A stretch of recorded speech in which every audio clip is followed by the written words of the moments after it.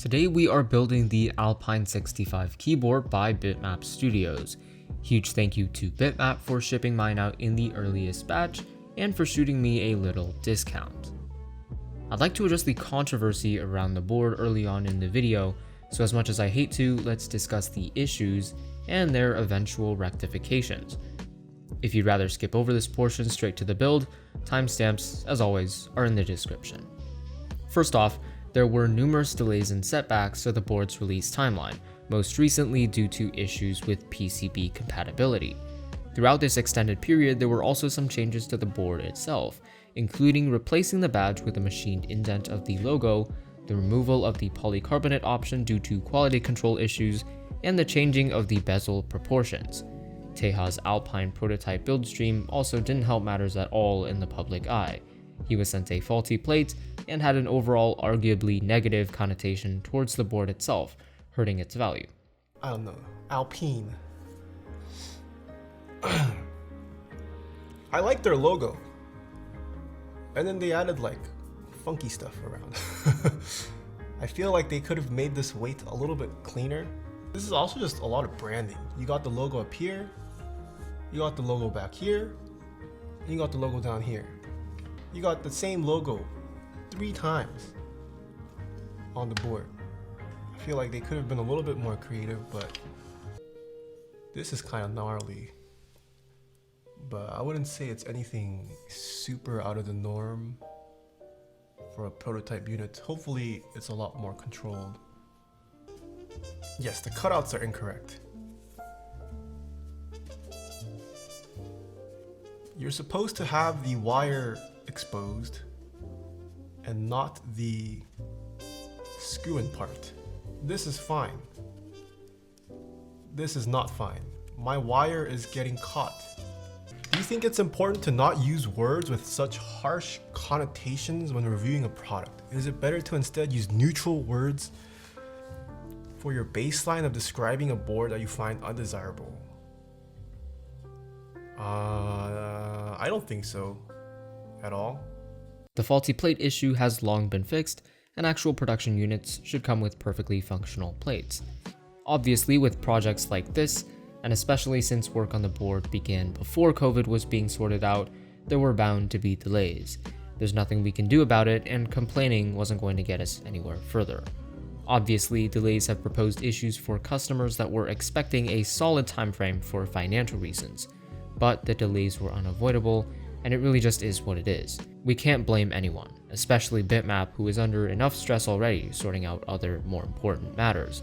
For the design changes, I understand how this might have off-put some potential buyers, and I agree.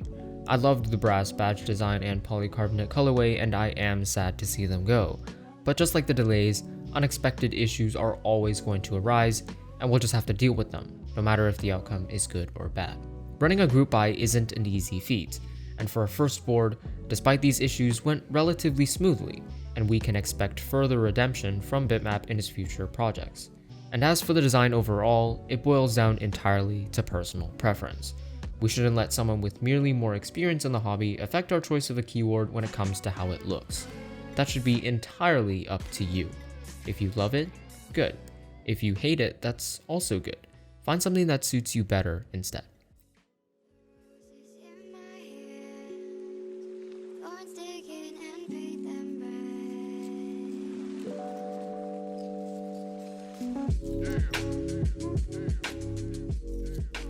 I think we were all blown away by the extremely fast fulfillment time of this group buy. Not only of the early batch of 30, but of the late February estimated ship date for a group buy in December. That's almost unheard of for a board that isn't a pre-order and started manufacturing after the buy process. The unboxing experience is very akin to that of the NK65. You're first greeted with this authentication card, which will have your number Alpine on it. The box itself is brown cardboard wrapped with this paper sleeve surrounding it that contains the branding and the link to the build guide. On the side of the box, we've also got our chosen options. Inside, all the components are contained within this included carrying case, a very nice touch. Opening up this case, we are greeted with the board itself, 2 phones inside it, the soft and hard gaskets, rubber feet, and in this pouch at the top is our PCB and plate. With that out of the way, let's take a look at the specs of this board. It's a 65% layout with no blocker, has a seamless design, and utilizes gasket mounting. The typing angle is 6.5 degrees. The color options for this board were electrophoresis white or E-white, black, red, and navy, and the plate materials available were brass, FR4, and aluminum. If you've seen other YouTubers with palm plates, they made those themselves, and the plate files are contained within the build guide if you'd somehow like to try your own materials. The configuration I chose was E-white with a brass plate, which turned out to be the most chosen configuration. The hot swap PCB is compatible with QMK with VIA already loaded and uses standard USB-C placed on the right side of the board. The PCB is south facing, so there shouldn't be any issues with keycap and switch interference. Finally, there is no daughter board, meaning that the USB-C port is on the PCB itself, but since we're building today with a brass plate, that shouldn't be an issue. The board weighs around 1.9 kilograms or 4.2 pounds unbuilt. Today we're using Durock V2 stabilizers looped with 205 grade 0. They have a new clip that's less prone to the wire popping out than Durock V1s. I had a friend with serious rattling issues with the same stabs from the same retailer, so I'm a little bit worried for my first premium board build. The wires seem well balanced already, but I will try tinkering with them for a little bit to save myself from having to disassemble later on. I did the EPSI mod beforehand to these stabilizers, a method made by the Twitch streamer Epsilon Keyboards. This utilizes leftover desk keys films, and I'll leave the tutorial link in the description in case you'd like to try it out for yourself. This will hopefully mitigate most of the rattle. For switches, we have Novel Keys creams lubed with 205 grade 0. I wanted this to be a clack keyboard, and though I did scoop alpacas off of Daily Clack's February 1st restock, they're still stuck in Australia, so we're using these for the time being.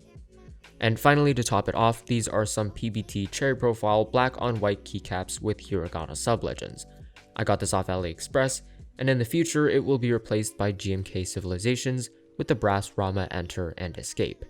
I figured I'd keep the white, gold, and fairly minimal theme throughout the board since it would match with the weight. I will upload a separate typing test video once the final iteration of the board is complete. For now, I'm personally perfectly fine with using these as a daily driver set. Now for assembly, we do have a few choices regarding the gaskets and foam. You have the option of only using gaskets on the bottom of the plate or on the top and the bottom. There are also two different types of gaskets included, soft and hard.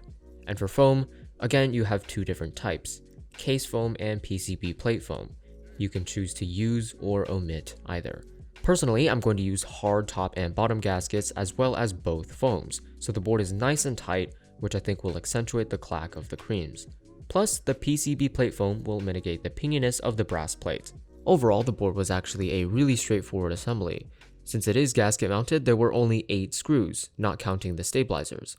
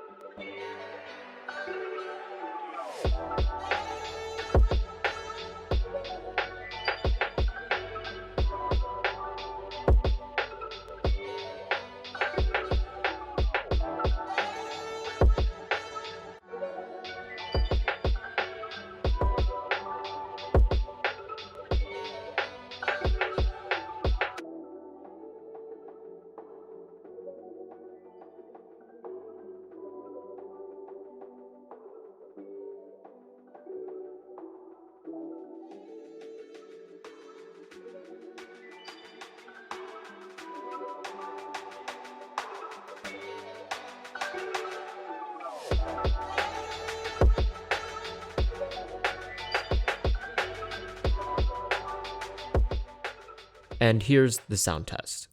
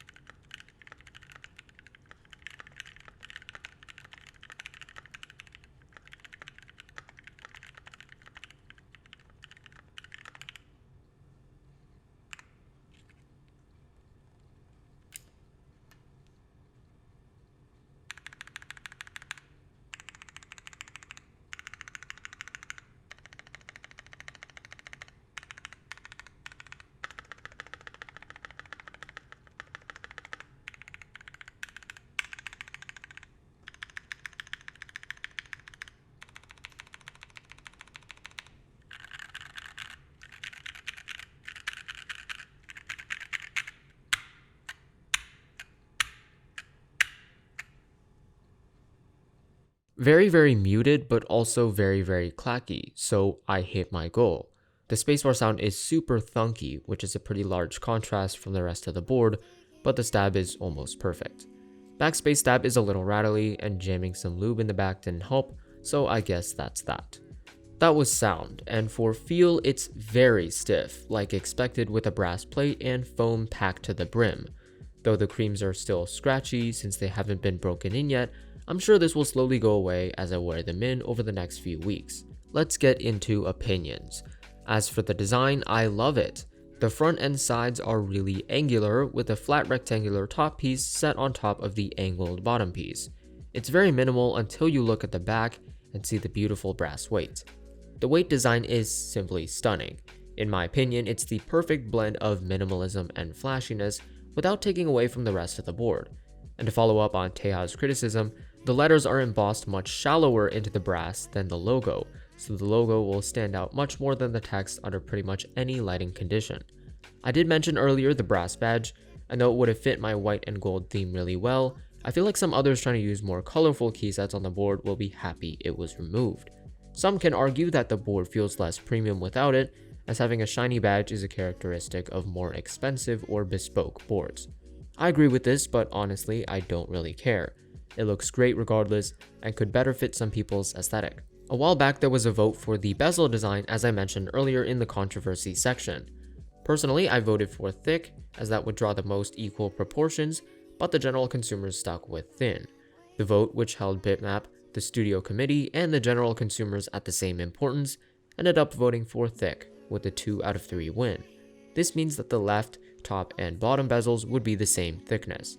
For a first board, and despite the controversy, which I believe was blown way out of proportion, this was a great run. I'd like to commend Bitmap on building this wonderful, talented community, unlike any keyboard Discord I've ever been in. I've made so many friends here, endured delays and hardships together, and it's just been a blast going through this entire journey from start to finish. During COVID, I feel like that's something we all need and deserve. And as for Bitmap Studios, there are some very exciting things coming very soon. Thanks for watching this episode of Near Lucid. If you like this video, drop a thumbs up. If you have feedback or questions, don't hesitate to leave a comment below. We'd be more than happy to answer. Also, these videos take lots of work, and by subscribing, you're letting us know that you want us to keep making them. And if you find my voice annoying, you can always unsubscribe. That's all for this video. I'll see you guys later.